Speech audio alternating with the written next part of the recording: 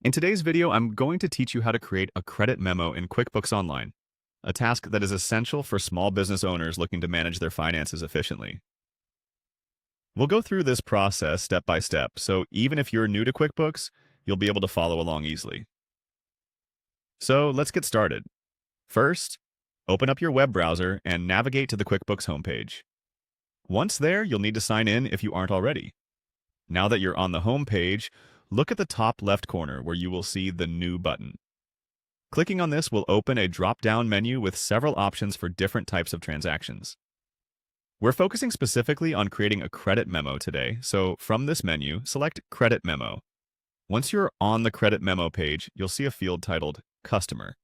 This is where you'll select the customer who will receive the credit memo. Simply click on this field and select the appropriate customer from your list.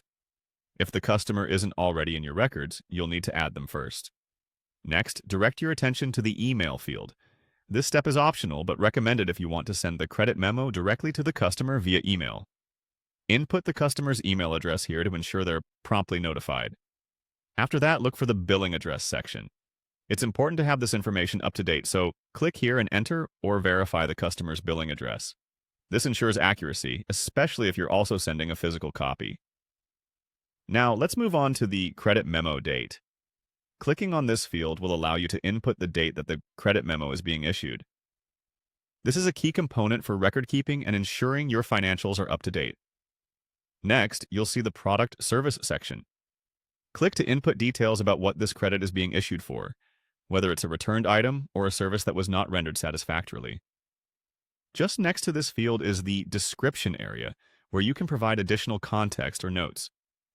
After filling in these details, you'll find two message fields. The first one is Message Displayed on Credit Memo. Here you can add a tailored message that will appear on the credit memo sent to the customer. Beneath that is Message Displayed on Statement, where you can add a note that will appear on the customer's statement, useful for additional clarity. Near the bottom of the page, you'll find the Attachments section. If you have any supporting documents or receipts you wish to be included with the credit memo, this is where you can upload them. Finally, when everything has been carefully reviewed and you're satisfied with your entries, click on the Save button to finalize and store this credit memo in your QuickBooks records. And there you have it! You've successfully learned how to create a credit memo in QuickBooks Online. With practice, this process becomes even more straightforward. Thanks for watching, and be sure to check out other tutorials for more QuickBooks tips and tricks.